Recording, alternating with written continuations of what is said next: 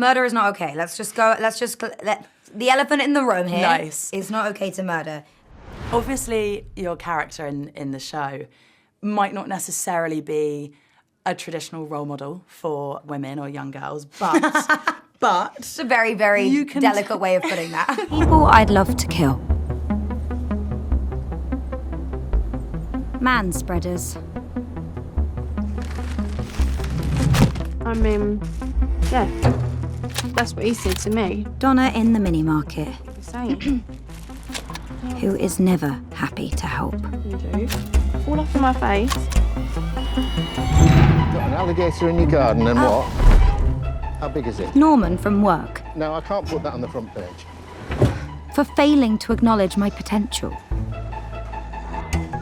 But you can still take a lot from who Rhiannon is, and I wondered what you hope that women might take from her or not take from her character.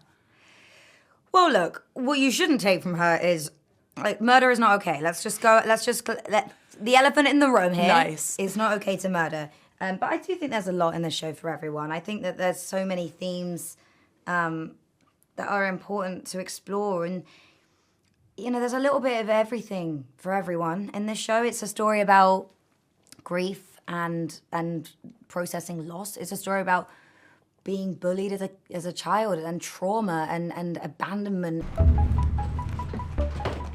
Our mum for leaving and forgetting to tell us where she went. And forever at the top of my list, Julia Blenkingsole. Did you hear Rhiannon died? Oh, no, I didn't. And it's a story about identity and finding your voice and empowerment. If you take out the murders, it's a very sweet coming-of-age story.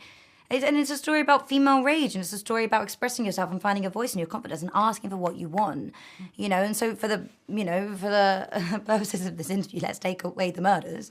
I think there's a lot to be taken from that. The sad thing is, if Rhiannon had actually just kind of maybe gone to therapy and faced her past and processed things and taken ownership of her life in that way, you know, the results would have been the same. She probably still would have kind of grown in confidence and gone after the promotion at work that she wants and gone after the guy that she fancies. You know, all of those things would have happened. I think that confidence is so much of a mindset.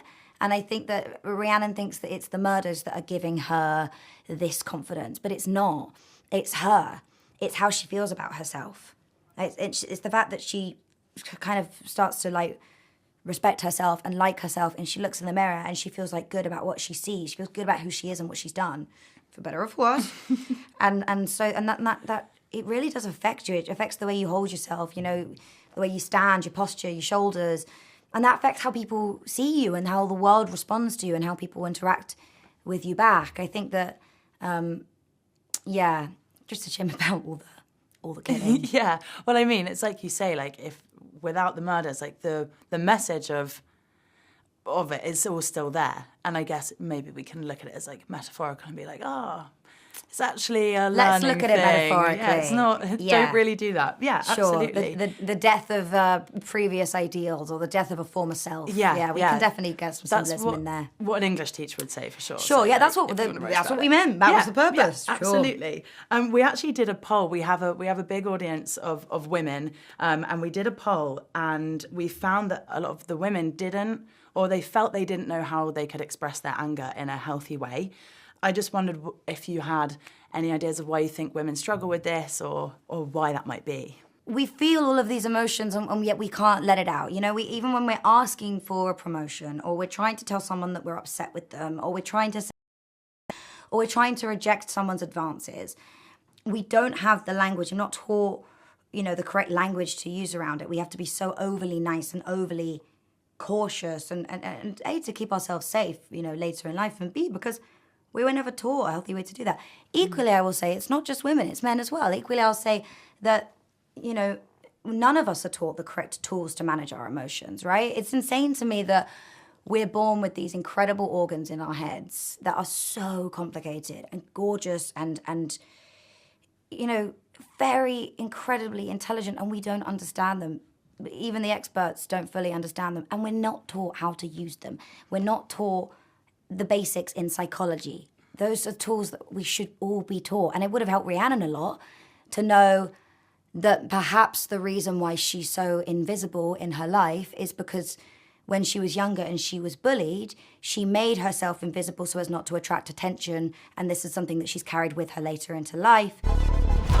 Julia Blenkingsop, for turning me into a ghost, making me forever invisible and afraid.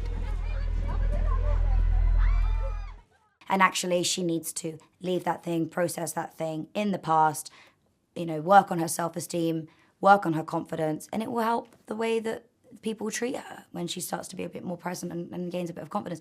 There's just all of these things that we should have been taught in schools that we weren't. I'm not sure if I answered the question. I kind of went on a bit of like a ramble, but still don't murder, right? That's right. still No. We're still not supposed to murder. I thought we were leaving the murders out. The murders never happened. Forget that. Yeah.